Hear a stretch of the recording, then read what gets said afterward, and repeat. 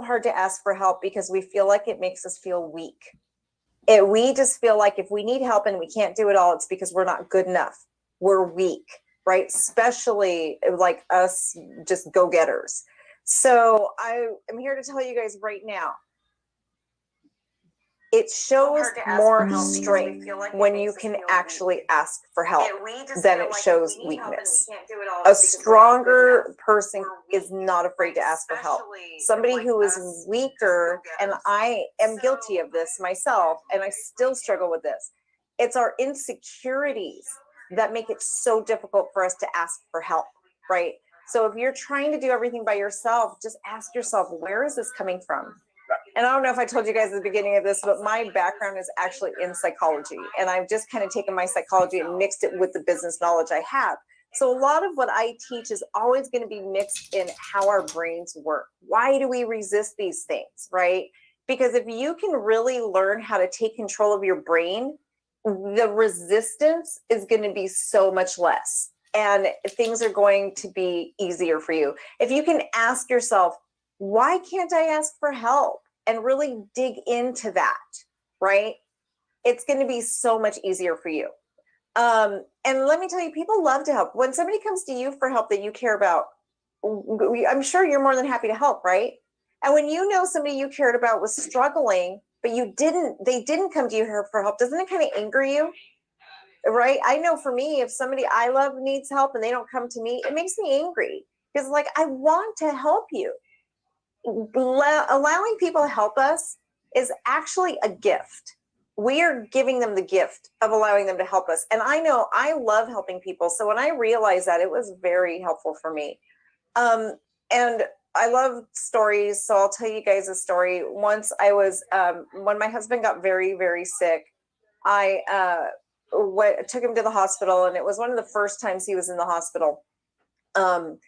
I dropped him off, and I was at a point where I've been with my husband since I was 15. Okay. So I've never, my first experience in life as an adult without him was really starting when he became terminally ill and he really couldn't be there to help as much. And I was leaving the hospital to go home that night, and I got into the parking garage and I had a flat tire, and I just cried. I sat beside my my car in the parking garage, and I cried. And gosh, it feels like so many of these stories is about me crying. If you guys only knew, like, I am like the person who's like, no, I'm too tough for that. So this is awful for me, but oh, well, it's truth, right? It's transparency. And I just was like, I am going to figure this out. I don't need anybody. I am going to get this done. I don't need a man. I don't need anybody. I'm going to do this by myself, right? So I went from this like crying to this anger. And I just was like, and there's a voice in my head saying, you are a strong woman. You own this company. You do all this, and you're going to cry over a flat tire, you know, and I'm telling myself these things. I'm like, nope, you're right. I'm going to figure it out. So I called my roadside assistants, and it took them about 3 hours to get to me. But I sat there and I waited, and I didn't call anybody for help. And I was so happy, and I got it done. So I was telling one of my employees that has actually worked for me for 15 years. So we're very close. What happened? And she said, Evelyn, why didn't you just call and help? Mike and I were literally across the street from the hospital. He could have walked over there and helped you, and you could have been out of there in 20 minutes. And I just kind of realized, like, it was freezing too, by the way, you guys. Reno in December is about 30 degrees for a high during the day. So it was freezing. So I'm sitting in this parking garage freezing for hours when I could have just called somebody for help, but my pride wouldn't allow me to, right? And she ended up being upset with me because I didn't call for help. I didn't just say, hey, I need somebody to help. I've got a flat tire. Anybody, you know, I could have done a Facebook post, right? Flat tire, we're now parking garage. Somebody would have been there for me. But no, I had to prove that I didn't need anybody. I had to prove I didn't even need my husband, right? And who did I need to prove that to? Just me. I'm the only person I was hurting. So a lot of our overwhelm, our stress, and our anxiety happens because we think we have to be everything. We think we have to do it all. So one of my biggest challenges to you guys for this entire 5-day workshop is going to be to really question that. So two things. I know just again, I studied the human brain for 14 years. The way our brains work is, most of you aren't going to remember a lot of what I said, but you probably will remember that there's no such thing as common sense, right? You're going to remember me 3 years from now, like, hey, there's the lady who says there's no such thing as common sense. But the other thing I want you guys to remember is that it is okay to need help. You cannot do it by yourself, okay? You cannot. And you will truly find success when you start to ask and when you start empowering others. That is, and really look inside yourself to ask yourself, why? Why am I so afraid to let these tasks go? Why am I so afraid to not get help? Even if you're a home provider, you can still get some kind of help. Maybe you need to ask a family member. Maybe it's one of your clients, right? Maybe there's something you can do. Even the children can help you guys, right? Like when it comes to cleaning, they love to clean. There's ways you can empower your children to clean. My children help us clean our playground equipment. They have their chores in the classroom that they have to do. We don't even have to do that on our own. They know. I just taught a seminar, what was it, about a couple weeks ago, on classroom arrangement and how to really set up your classroom, right? Well, one of the big things I taught is how to create your furniture so the children are doing all the cleanup. You shouldn't have to do any cleanup if you're in a home environment. So empowering even them to help you is big. And it's okay for you to need help, because a lot of what I'm teaching you this week is going to be dependent on others, right? And if you're wanting to grow, you cannot grow without help. And sometimes as an owner, I'll tell you, I'll be the first to admit, feels very counterintuitive. It does. When you are looking at your bank statements and you know you're at that cusp, right? Where if you're about to just grow and you know that you can't do it and you got to hire, but then it's going to take all the profit away. It's so hard to pull that trigger and to hire somebody when you know how much money it's going to take from you, right? But I know it sounds counterintuitive, but in order to make more, you got to take that dive. We actually end up making more by hiring better and hiring more sometimes, as long as you're not overhiring. Because I have seen centers where I'm like, oh my gosh, I have 150 children, you have 50, and we have the same amount of staff. That's not okay either. So it's finding that balance of what you truly, truly need. Let's see, Anita, you said my children clean at home. We call it Saturday Morning Madness. Yeah, absolutely. We have our playlist. Absolutely. Yeah, exactly. But there's no reason. The children love to help you clean. And I can tell you, believe it or not, my specialty is actually in child development and behavior. And children actually are empowered when you do let them clean. Yeah, how many staff do you have? Number of enrollment? I'm way overstaffed right now. I overhired by 4 purposely for a couple of reasons, since I'm training for my new center. And so I'm way overstaffed. So I have 20 right now. Right now we're running about 100 a day. That's where I'm comfortable.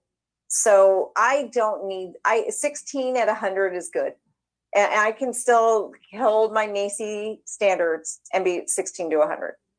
So that's pretty much where I like to be, but I have 20 right now, but for many reasons. I've got a lot happening, and I want to make sure that when I open my new center, at least 50% of them come from my existing center and move with us to the new center. So I'm going to be way overstaffed for a little bit for that, but that takes a lot of planning and down the road. So those are the 2 things I want you guys to remember, is that when you really empower others to help you and really just question, why is it so hard, right? And as leaders, okay, I want all of you guys to start leveling up as a leader, right? A true leader really needs to go from being a manager to a leader, okay? And a leader knows that they can't do it all and that people are going to make mistakes, and that's okay. It doesn't have to be your way, right? One of the biggest things in leadership, you guys, is to really up-level the way you think. Up-level your mind, up-level how you see the world, up-level your thinking. And that is when the magic starts to happen. Yeah, so 16 full-timers, yes. It would take about 16. I think I could do 15 with a part-timer who's doing the breakers are what make it difficult. But I'm actually going to show you guys the breakdown today of what my center looks like. So you know what, let's just actually get right into it, because a lot of what you're asking me right now is what I'm teaching today, which is to illustrate. So what I'm going to actually teach you guys today about is what's called an org chart. Okay, it is basically your organizational structure. Every major company is going to have an org chart, but in childcare, it's something that we really don't know anything about, but we should. If you have a good org chart, it's really going to help you to see who is responsible for it and really just create a structure. And I'm going to show you how it's really going to alleviate so much stress on you. So if you guys have your workbook, make sure you got your workbooks, where I'm actually looking right at that. Question number 1 is, the answer is an org chart. Your org chart will define who is responsible for what and who each person will answer to. I am going to actually show you guys my org chart today. And let me pull it up really quick. I thought I had it up, but I don't. And basically explain to you how it works and what you need. When I show this to you guys, many of you owners, it's going to be scary to look at it first. And one of the first things you're going to think is that you cannot afford it, right? So, but I'm going to tell you how you can. I will teach you. I've done it. And I promise you can afford it. Let me see. I'm going to share my screen with you guys first and show you. So I will tell you guys, normally the training I do on org chart is a full day. It's a lot. So I'm going to have to kind of run through this, but you guys will at least get the overarching view of what it is. For my members, the full org chart training is in your membership site. It is part of your membership, so you guys can find that in there, but it is a pretty long training. It does really walk you through creating your own org chart. So an organizational chart shows you the structure of an organization. It literally is going to show you the hierarchy. As an owner, I want you on there, okay? It illustrates the roles and responsibilities, and it really creates an easy to understand aid for all your staff to know who does what, so that they are going to the right person. Let's see. An org chart will help you to properly delegate. It will really make your life easier, and it helps you to hold staff accountable. An org chart is about the people. It's about creating the right seats. And it's about really pointing out the 3 main responsibilities of each person. There are a couple things I really want you to be careful for when you choose what seats people go through to it. It's, do they really have the capacity to do the job? Do they have the mental acuity to do the job you're asking them to do? Will their ego get in the way? That's a big one too. If you're looking at empowering someone, you need to know if an ego issue will become an issue. The other thing is, do they really understand your vision? Do they know what you want for your company? If they don't, you don't want to put anyone in a position of power.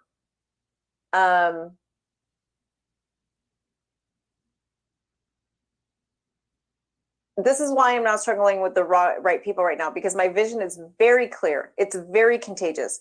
I do not hire. I'm going to come off of Zoom for this one or off of my screen, because you guys need to see me when I say this. I don't care what's on a person's resume. I don't care if they've got 20 years experience and a bachelor's degree.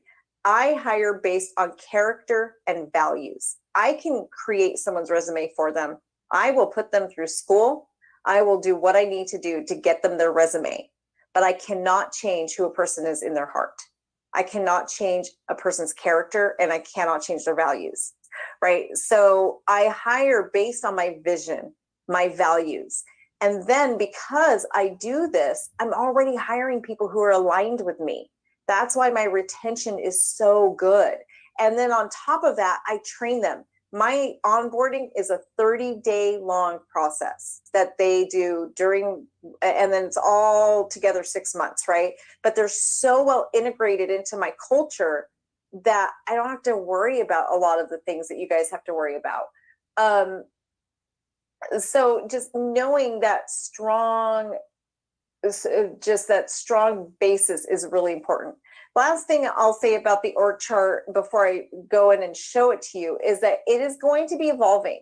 It's, again, like with everything I'm talking to you guys about today, nothing is really a one and done, right? Everything ends up just constantly needing revamping because we evolve. Your center will evolve. Everything evolves with time. So that is the main reason why things do have to change over time as well. So when you're creating your org chart, and you know what, let me show you guys first my org chart, and then I will go into some of this and really kind of explain how it works. So for my center, this is what my organizational chart looks like. And you can kind of see each seat that I put everybody in.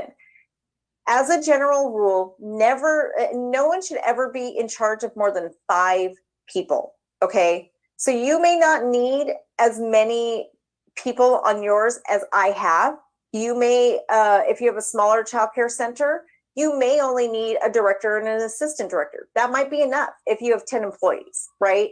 But the more you have, the more you're going to need, okay? So the owner or CEO of the company should be at the top, right? And if you're in a church-based center, unfortunately, your board of directors is going to be up here, and it's a little bit harder, but you still can create an org chart for you and your staff. Okay, so the director may end up having to put themselves up here depending on how your organization runs.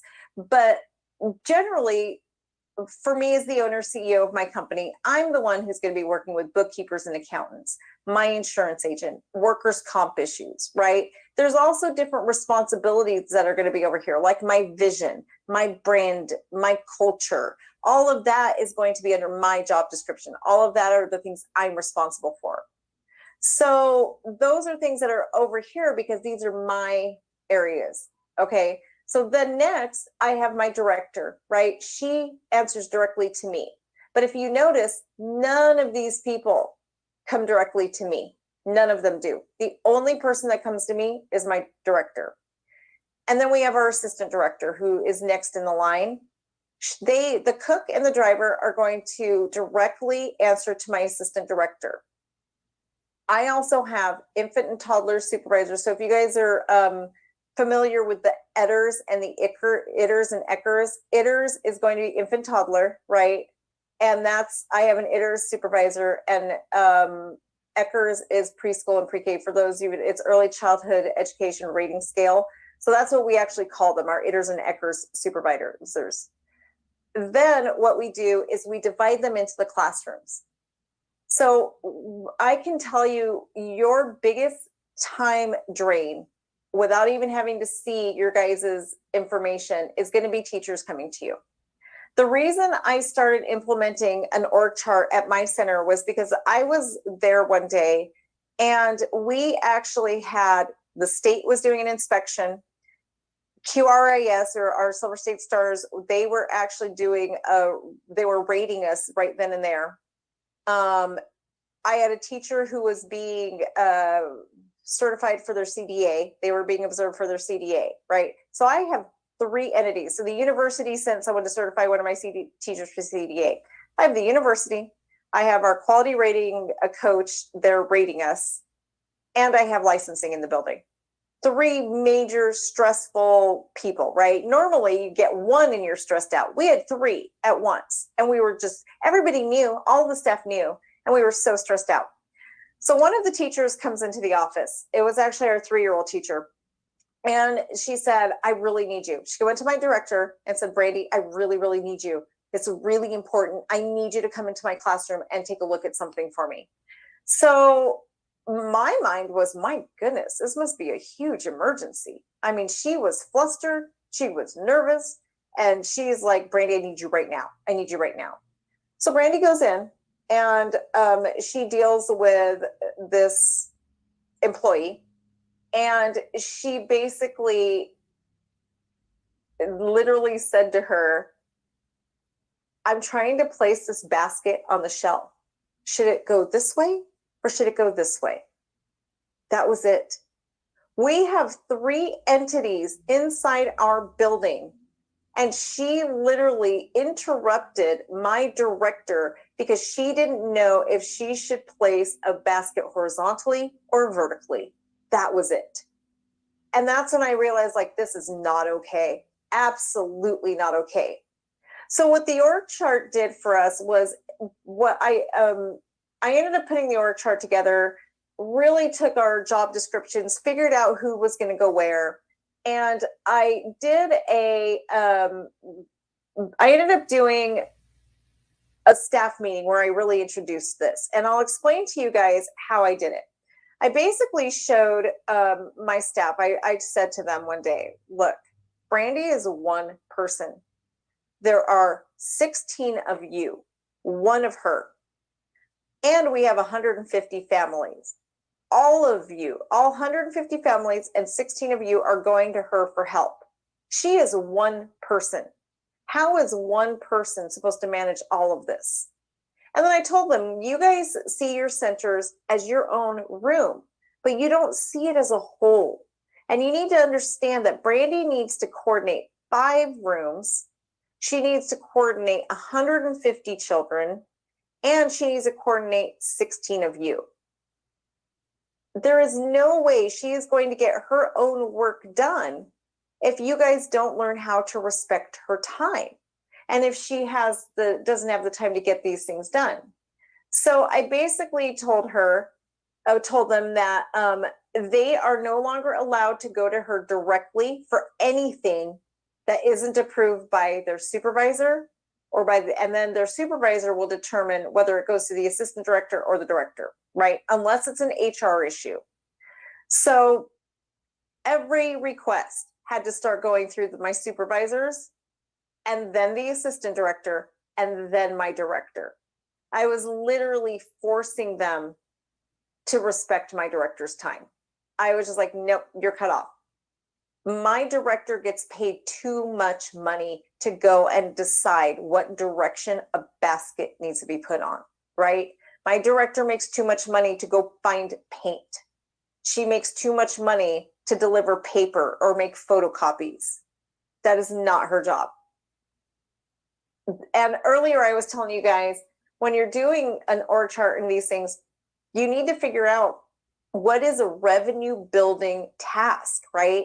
Quality is, advertising is, getting out in the public for us, people to see us. Those are revenue building. Anything that makes your center more higher quality or just more profitable.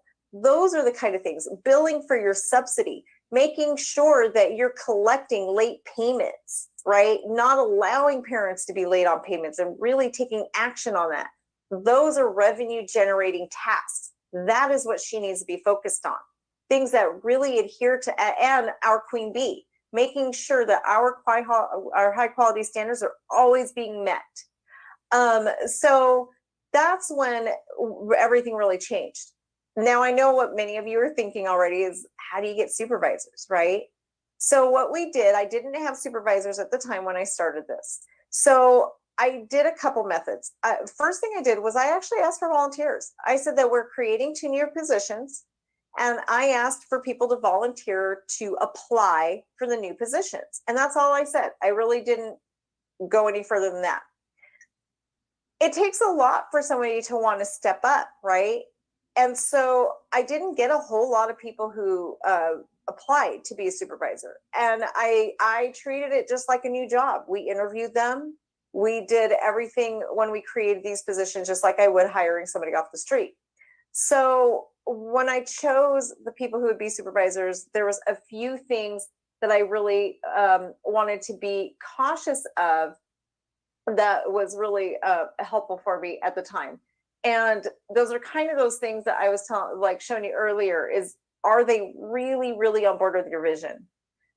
Do they enhance your culture, your staff culture? Are they proud to work for you?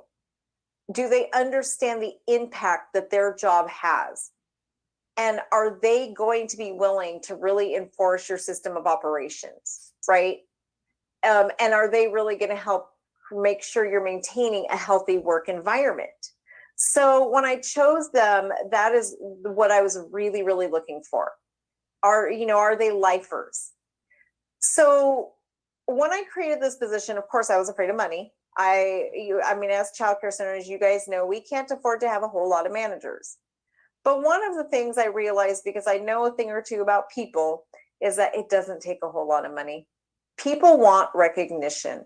We often in this field get so bogged down with the fact that we can't afford this and we can't afford that, that we miss a very important point. When studies were done on employee satisfaction, there was a huge study done. Oh my gosh, I'm forgetting the university now, but I'll get that for you guys. But it was basically done on employees at several Fortune 500 companies. And what they found was that the employees said their number one concern was not how much money they made. It was the fact that they were impacting the future somehow, that their work made a difference in the world.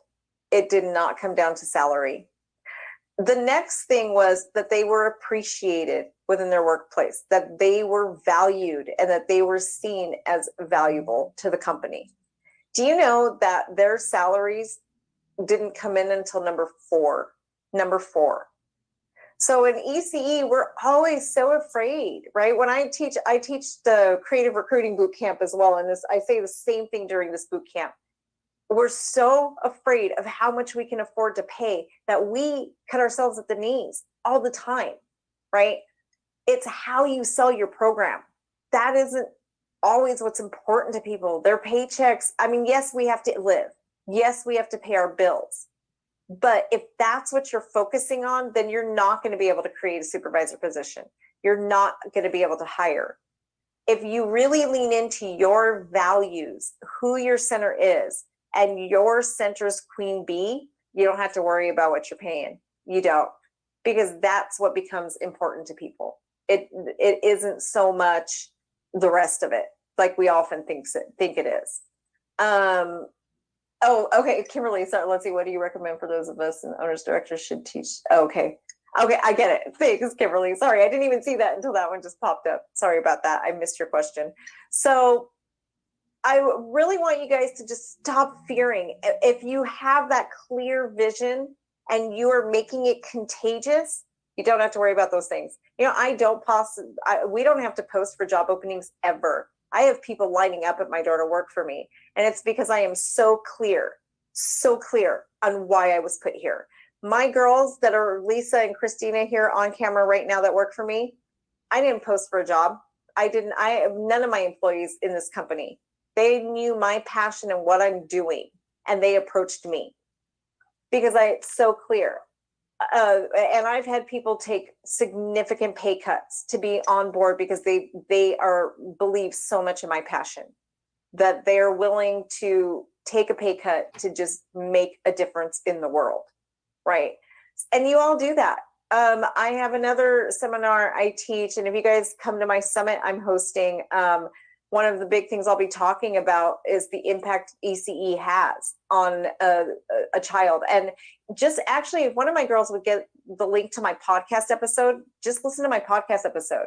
It is so powerful for you each to understand the impact that your work is doing. When you understand the impact that your work is doing, people are going to be on board with you. You're going to be able to promote somebody with a very minimal amount. I literally gave my girls a 10-cent an hour raise. By the end of the week, what is that? It's not even, I can't even remember what it is now. Oh my gosh, I'm totally blanking. I used to have this calculated. It's like $20 a week, you guys. We can all afford $20 a week, right? And you have to admit, $20 a week to become a supervisor, from our normal thinking, we would have to pay a lot more, but you don't. People want to be seen. By promoting somebody, you're saying, I see you and you are good at what you do. They want titles, right? You're giving them a title. People hate feeling stuck.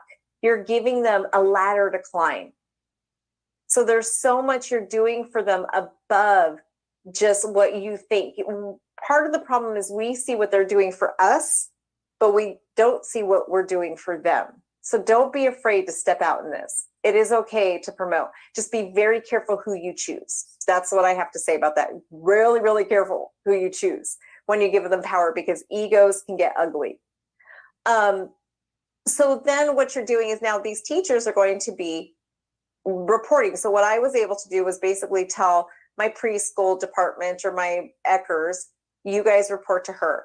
And my ITers, which is my infant and toddler, I was able to say, you report to her. So what that did was that eliminated all of those frivolous requests that suck my director's time away from her. It really just amazed me where her job, she was working 50 hours a week, right? At this point, she was struggling to find 40 hours worth of work to do. The other thing we did was we really helped to just stop some of the the stuff she was doing. We took the necessity, needs, and nice, and we really just split it between the supervisors, the assistant directors, and I created a calendar as well and empowered them. And I put it to the point where things like changing your heater filters, right? How many of us forget that stuff? Even that's on our calendar, and even that is delegated to somebody. The littlest things that you don't even think about, right? That we forget to think about, it's all delegated, it's all on the calendar. And what that does is it empowers my director. So now she doesn't have to chase these people anymore. And when curriculum needs to be turned in, my supervisors do that. She doesn't. So little things like that have just been so empowering to her, and just organizing and structuring things really helped her. So let's see, Katie, I hear when you say that once you get your mission out there and that you are clear and you have people knocking on your door because they want to work for you. Yes, however, you don't have that establishment in that sense yet. How do you get the staff in to be able to get to that point? Yes, and you'll all start. Katie, do you have a center already, or are you just starting? Context will help me to answer that. Okay, so you have a church. So basically you do have a mission. And the thing is that now you just have to get it out there, right? And so now just working on really just making sure everybody is so clear on it. And what you do is you talk about it. For me, I went to city council meetings. I still do this. This is never a one and done too, by the way. I joined the Rotary Club. Any organization, like in your church, make sure you're recruiting your parents too, you guys.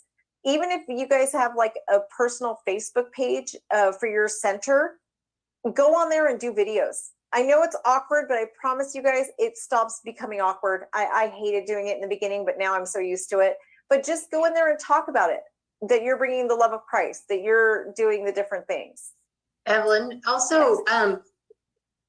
I wanted you to kind of tell them about when your current staff was not on board, because at one point your current staff wasn't on board, and we brought them all together and had that heart to heart with them. So what if the staff you've already got is not listening, following? So I kind of thought that story might be helpful for them. Okay. So, yeah, and it's going to be, your older staff isn't going to be happy about it. I will tell you that right now. Your seasoned staff, they're not going to like that. And they're going to be the difficult ones. So a couple of things that you need to do in that sense is that there's a few things that you need to do. You really have to stand your ground, okay? Because your current staff is going to fight it. They're going to try and go around it. So you have to be committed to enforcing it, and you have to be committed to letting them go. I just had to have a really painful staff meeting a couple weeks ago with my staff, And it basically got to where I literally had to say in a staff meeting that this is a healthy work environment. We will not tolerate you guys going above our org chart. We will not tolerate gossip. We will not tolerate malicious treatment or judgment, right? And one of my big things is judging. I hate the judging of parents and judging of other staff members. And I basically straight up said to them that if they can't handle that, there's the door. One of the biggest things I have to say to you guys is do not be afraid. Do not be so afraid to be short-staffed that you allow your staff to hijack your centers, okay? It is you are better off being short-staffed than you are allowing a staff member to hijack your center. Toxic people are not going to like this. I guarantee it. If you have a toxic staff member, they will not like this, but you got to let them go. Even if they've been with you for 10 years. I've been through that, you guys, and it is so painful. I know. I mean, I have been through it where there was actually 3 total staff members that I had working for me for 10 years. And when we really just started to say, these are my policies, these are my procedures, this is the org chart, you have to follow it. They didn't like that because they used to get away with everything, right? And so they left. And as somebody, it hurts. I know. So don't feel bad when you guys feel the pain of that because it is hurtful. It hurts, but you have to do it. What happens is the toxic people in your center kind of take over your culture, right?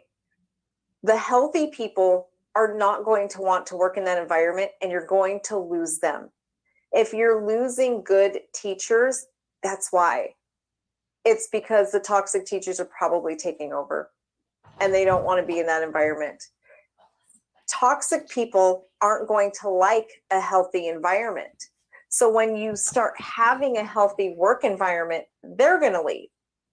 So as hard as this is, because a lot of times it's hard to see the toxic people, right? And they are very well-meaning. And one of the lessons in life I've learned very hard is that gossip and toxicity actually can sometimes come through as kindness. Like they'll come into you and say something like, I'm really worried about Lisa. I got to tell you what's happening in her life. That's gossip. That is not worry. That is gossip, you guys. So they disguise this toxicity, right, as something that is helpful and sweet, but it's really toxic. So when you start making these improvements, you will lose people. I'm telling you right now, I'm not ever going to lie to you guys, make things seem beautiful. I will always be reality based, but it is worth it. And you will be so happy you did it. Again, if you have to choose, are you going to do the painful thing today, right? It's going to feel really painful. Or are you going to allow yourself to live in prolonged pain? So often in life, you're going to actually have to choose from 2 different painful experiences, right? The pain of today that feels somewhat intense or prolonged pain of tomorrow. That's basically the choice that you're making, right? And when you get rid of the toxicity, it is so free. And a lot of the problems that you're dealing with, the call-ins, just the teachers who hijack your center, who don't follow your rules, who change things behind your back, all of that will go away. It'll go away because toxic people don't like healthy environments and they won't want to work there. So you either have a choice. You can keep losing healthy teachers or you can lose the toxic ones, right? And what ends up happening is as you get rid of that toxicity, your healthy ones stay. And that's why your turnover also goes away because they want to stay in a healthy environment. Those are the people that aren't complaining about how much money they make. Those are the people who are okay because they understand the work they do, right? How many of us have hired somebody and they agree to the paycheck, they agree to the hours, or they tell you, I can work whatever hours. So you put them on the schedule for 9 to 6, and then they come back and say, oh, I'm sorry, I can't work till 6. Yeah, but on your application and during the interview, you said you could, right? That's toxic. That is toxic. Healthy people are going to say, okay, I understand that this is what we need. Now, sometimes life changes and something may happen, right? But for the most part, they're going to try and work with you. So when you want to get rid of the toxicity, just keep them accountable.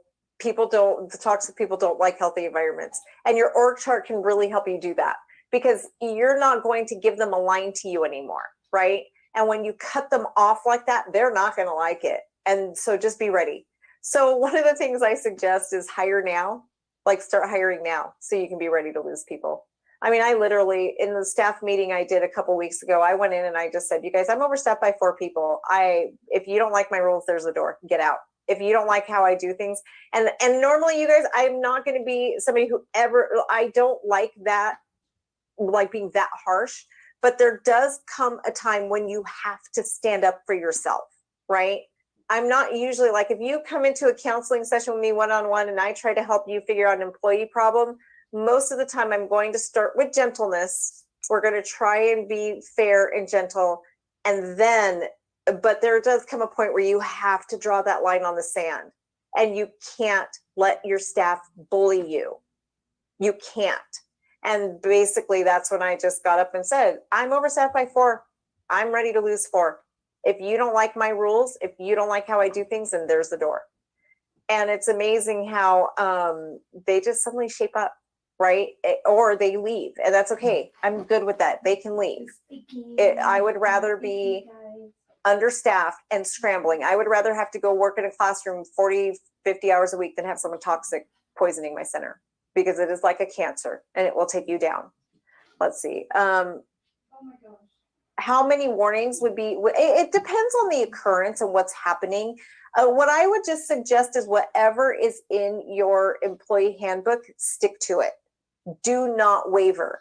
And sometimes that's hard. And sometimes things like happen. So make sure that when you do have your employee handbook, you're actually thinking of those things like for example, attendance. Well, in the land of COVID, attendance can get rough, right? Because they need to be out. So just make sure that you do have safety cushions for things like that. For any of my members, Lisa can help you with that. For those of you guys who don't know, for Childcare Business Professionals membership, we do actually have an HR professional on staff that helps with things like that. Let's see, to piggyback on off that question, how does one go about reinvigorating old staff that are not interested in titles anymore and only in paycheck? And so a lot of times they just get complacent, right? So if you shake things up a little bit, it would help, and help remind them of why they do what they do. What I like to do is take a specific child and remind them, like, look at what we do for this child. This child embodies my vision, right? Look at what you've done. And just, and maybe they just need to change, because sometimes it's just boredom. You might, and one of the things I do move my stuff around from a different classroom, and sometimes it's uncomfortable, but that change just reinvigorates them, right? So if they get to a point where it's just a clock in, clock out, then be prepared to let them go. Again, one of the things that's really hard for us, you guys, is when you're with somebody for a period of time, it can feel really uncomfortable letting them go. But sometimes letting someone go is doing them a favor too. It's not just good for you, but it's good for them too.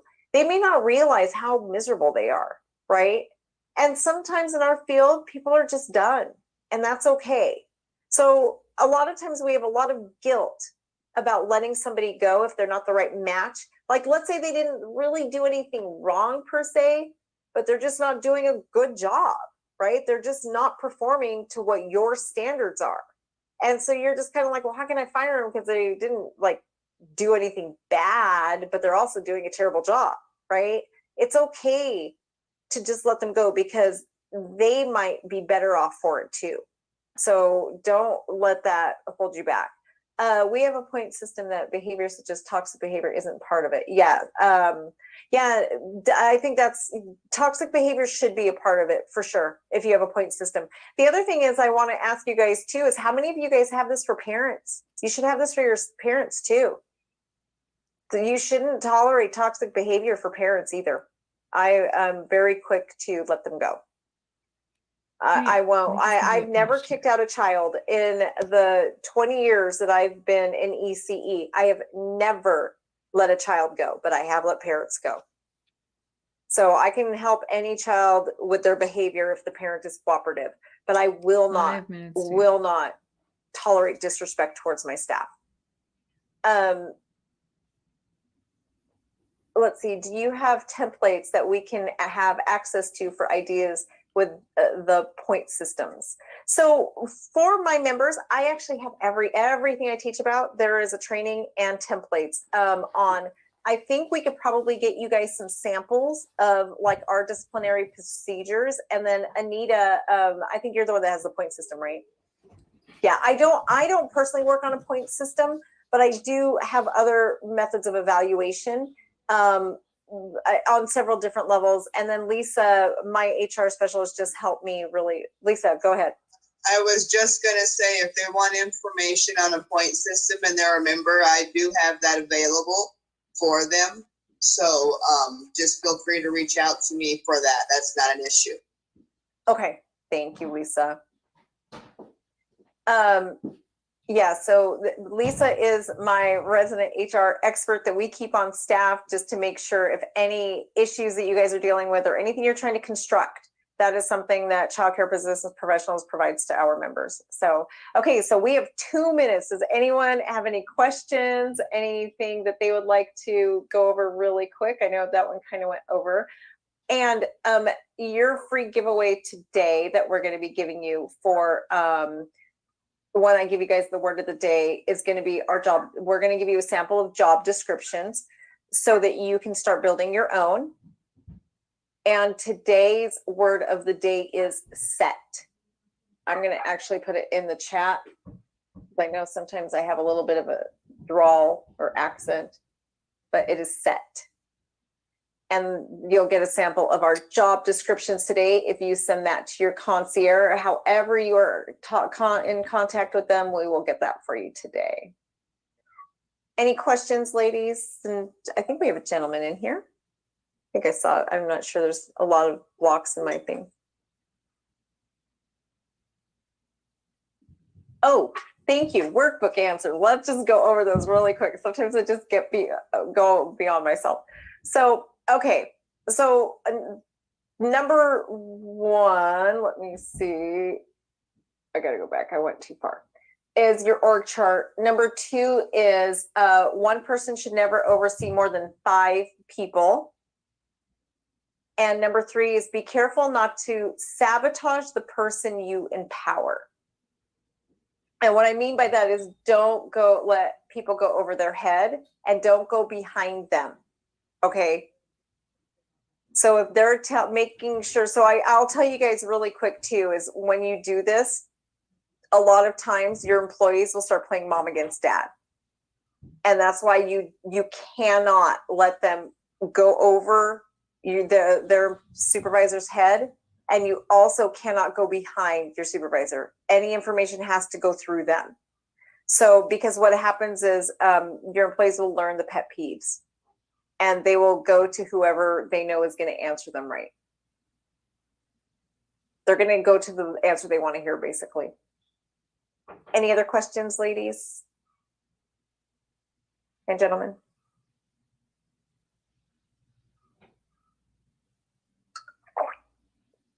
Let's see, did I get answer? Okay. I think I'm going to discuss a little bit more on that tomorrow also, is the sabotaging and empowering.